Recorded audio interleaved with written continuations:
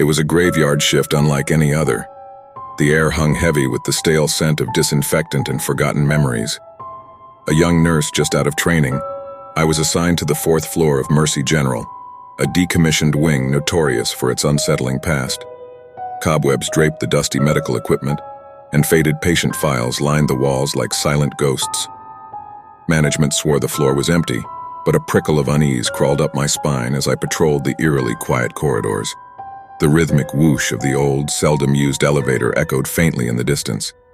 A stray cough punctuated the sterile silence, sending shivers down my spine. As the night wore on, the silence pressed in on me like a physical weight.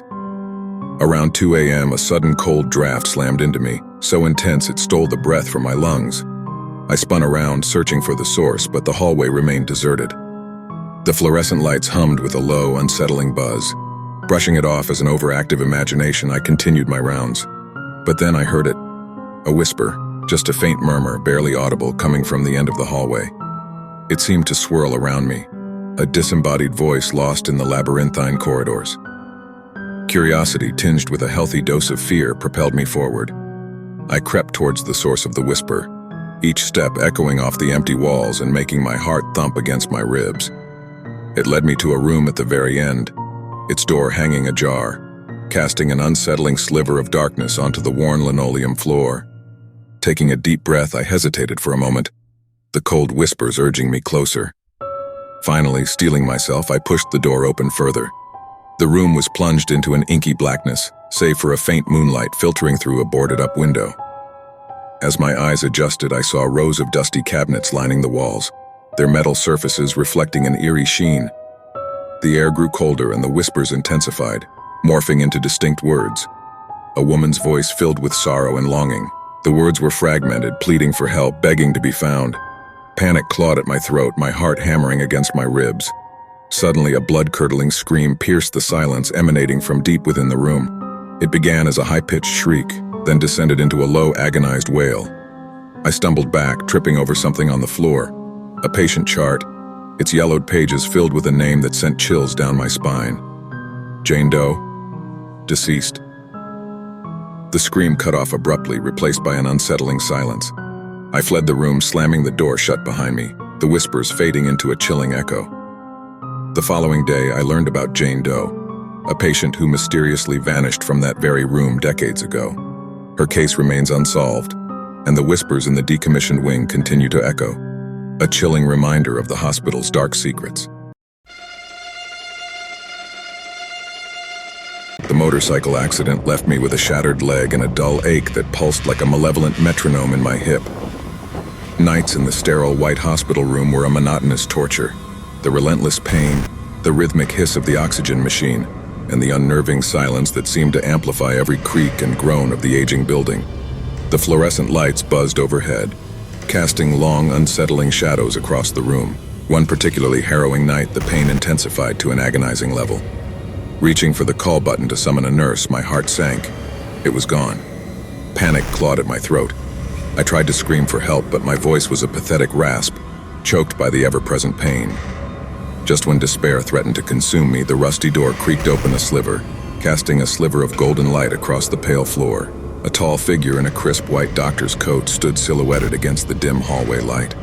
Relief washed over me like a tidal wave. "Help!" I croaked, gesturing to the empty space where the call button should have been. The figure approached, its shadow stretching across the room like a skeletal hand. As it drew closer, I noticed something unsettling.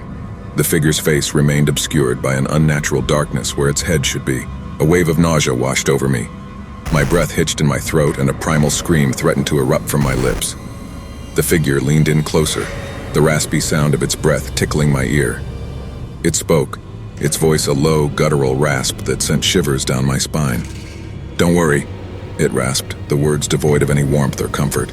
"I'm here to help." Panic seized me. I tried to pull away, but my body was frozen in terror. Suddenly, the figure recoiled as if struck. A low growl emanated from the darkness where its head should be. The figure spun around and took a hasty step back, its form flickering and distorting like a mirage in the desert heat. Then, with a final, ear-splitting shriek, it vanished into thin air. The room plunged into darkness, the only sound my ragged gasps for breath.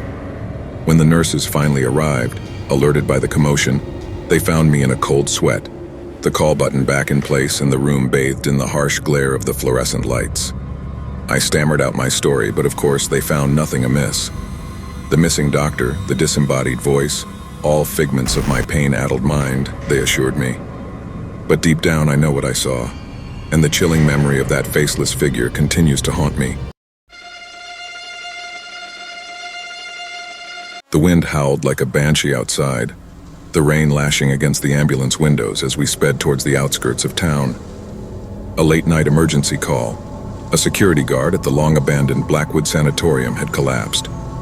As a paramedic, I'd seen my fair share of strange things, but nothing could have prepared me for the sight that greeted us upon arrival.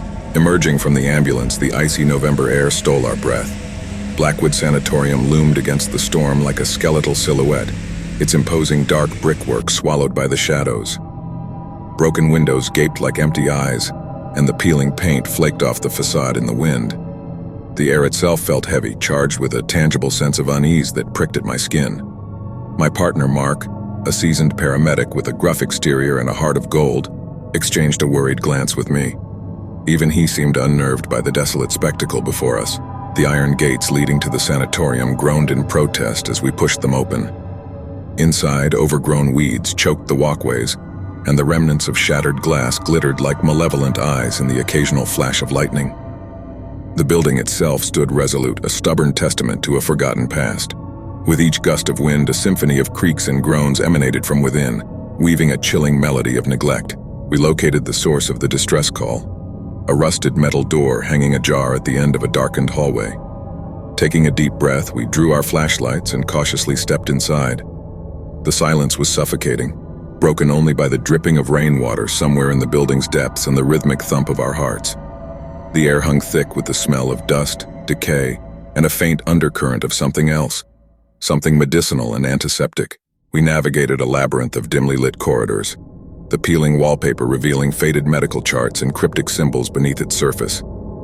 Each room we passed was a snapshot of a forgotten time, a rusted wheelchair abandoned in a corner, a dusty medical tray overflowing with tarnished instruments, and a tattered patient gown draped over a skeletal metal bed frame. The deeper we ventured, the more intense the sense of unease became. It felt like 1,000 watchful eyes were on us, unseen presences lurking in the shadows. Suddenly, a metallic clang echoed down the hallway. We both froze, straining to hear any further sound. Then a chilling cough, dry and raspy, ripped through the silence. It seemed to rise from the very walls themselves, sending shivers down my spine. Adrenaline surged through my veins and my hand instinctively tightened around the flashlight. We exchanged another worried glance, the unspoken question hanging heavy in the air. Were we alone? With renewed urgency, we hurried towards the source of the cough. The security guard dispatch mentioned a routine patrol in the West Wing. Reaching the room, we found the security guard slumped unconscious on the floor. Relief flooded through me, momentarily pushing aside the unsettling feeling of being watched. Mark and I quickly assessed the situation. His vitals were weak but stable. As we prepared him for transport, the air around us grew colder.